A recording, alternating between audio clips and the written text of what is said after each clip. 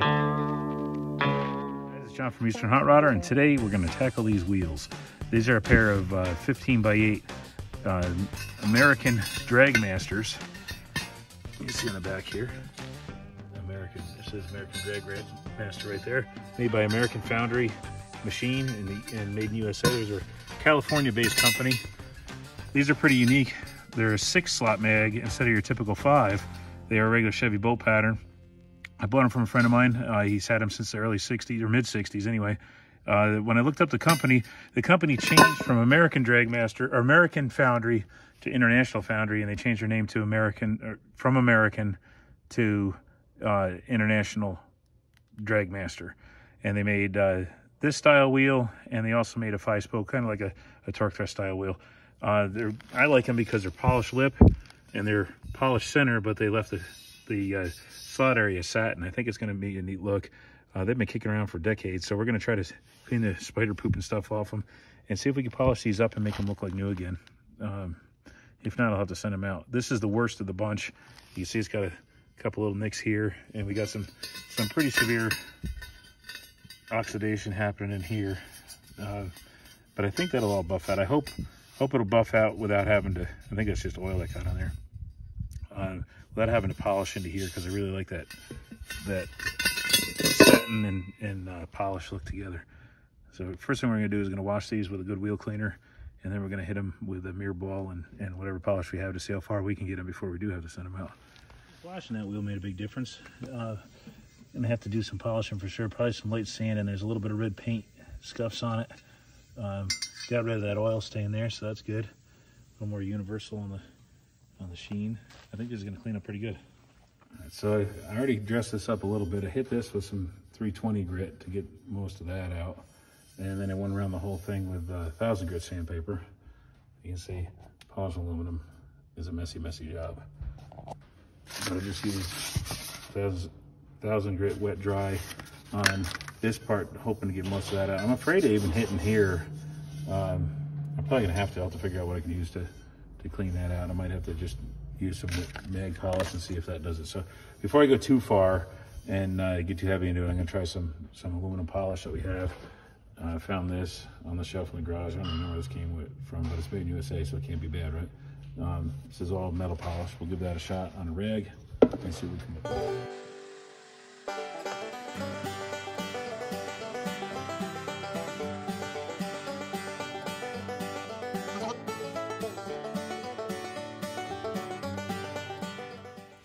This is making a big difference already.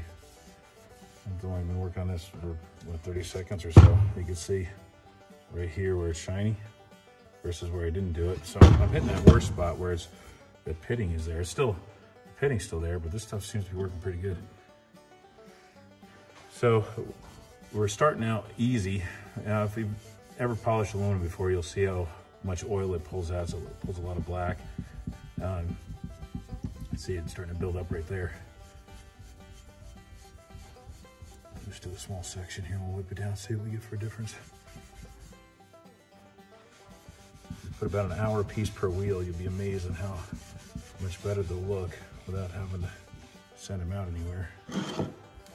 And we weren't looking for a show job. We could, if we sent them out, they would look like a brand new set of wheels, which might be cool depending on what we end up putting them on. I don't have anything to put them on yet. Maybe we'll put them on the 46. Pretty happy with that. It's already cleaned up pretty good. There's still some of that discoloration's there, but brown wire just going away. Cool. So what I'll probably do is go around this whole rim with the rag, and it's a lot smoother than in there. Once we get the whole rim done, we'll see what it looks like, and then hit it hard maybe with the mirror ball with the same polish, and have another polish that I can try that will probably work to really bring this shine out. Doing the hand polish, I'm not worried about doing that on the on-polish part, because I don't have enough power in my polish, I guess, to get the dullness to turn shiny, and that's what I do not want to have to happen. I want to have that contrast between that dull webbing and that shiny edge there. You can see, hopefully got it angled. You can see just that little bit we did there versus here. It's already starting to come out. These are gonna clean up pretty nice. Now I gotta find something to put them on. Just from maybe 15, 20 minutes of hand polishing versus they haven't done anything yet. You can see this one still has dust and stuff on it. You can see all the staining and stuff that's in here. And this is already, it's still got some in this area, but it's definitely been minimized. So we're gonna keep going on it. You can really start to see the difference in the polish versus unpolished. That's pretty cool. So now what I'm gonna do is take this polish, smear some in here. We're gonna try that. I have an old mirror ball thing, you know, the wheel polisher ball. I'll show you in just a second. You might be able to see it on the other edge of the camera shot there. And they're old, and when they get old, they kind of fall apart. So we're gonna see how messy this one will get. One of these things. Oh yeah, it's already throwing stuff.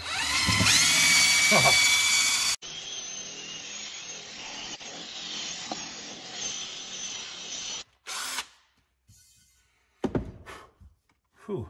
Yeah, it came apart quite a bit, but was making a difference. Yeah, not bad. Maybe we don't have to see that.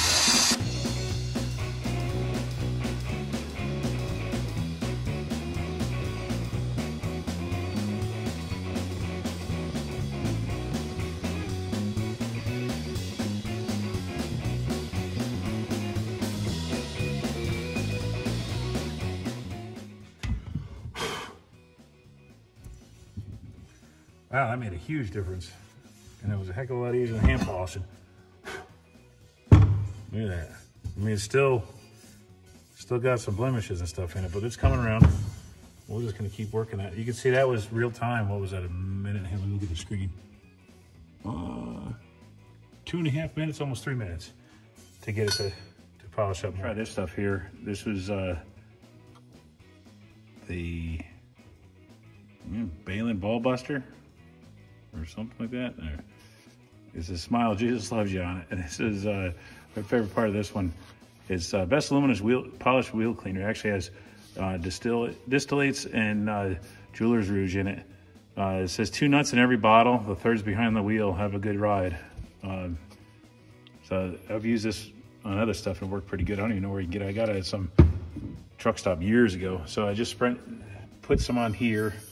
And I'm gonna go over it with the mirror bowl again. So we'll be back after we get that. Worked it out a little bit better. Yeah, so each little step we're doing is bringing these wheels back. You still see some discoloration in here. I don't know if I'll be able to get that out. If you guys know, if you're a polisher and you know what I could use on that to not polish that webbing, but get the staining out of the aluminum, please let me know, because I'd love to get that out of there. I'm gonna keep working on this lip here and this center part, but the contrast you see is starting to really show up nice versus the wheel that's not been cleaned or anything yet. You can see quite a big difference between the two. At least I can. Maybe on camera you can't, but you can see light reflecting in that one and not so much in that one. So we're going the right direction with it. All right, so I did another round with the prism polish and then just switched back to that aluminum polish, and I'm just dancing around here.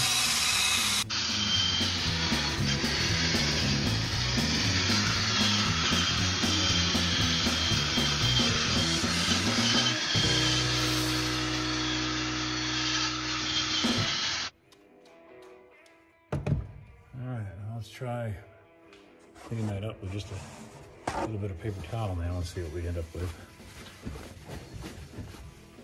Now that polish is kind of worked in there. You see all the black that comes off. The aluminum just keeps doing that. You can polish all day on aluminum, always pulls black out. Oh, oil's in it, I guess.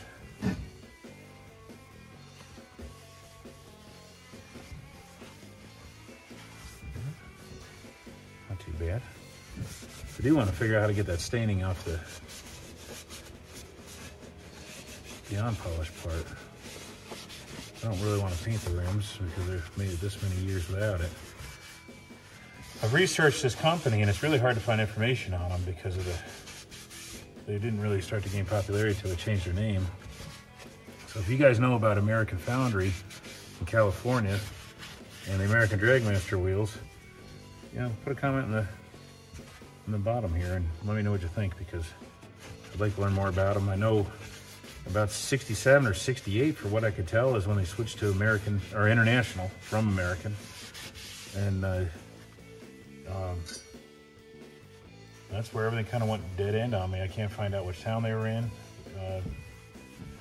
But the 6-slot stuff is pretty rare. They used them on Datsuns and stuff. A lot of the imports of the early 70s used them for, I don't think they were a factory, but they were a good dress-up wheel for those. What do you think, guys? Looks pretty decent. Not too shabby. Especially when you start looking at what we started with. There's quite a difference there. So I think that's a nice look. Cool, I'm happy with that. I only spent maybe 45 minutes to an hour on this wheel, so might do some more research and see what we can use to get that up. But for now, I think I'm pretty happy with that. So that was just get your hands dirty in the garage for about an hour, and you can really bring back these slot mags pretty well. I've had some better luck with some other ones. They weren't as stained up as these, but I'm pretty happy with that. That'd be perfect right now for an old gasser or a rat rod or something. If they were going to be a show car, you'd have to polish them up more.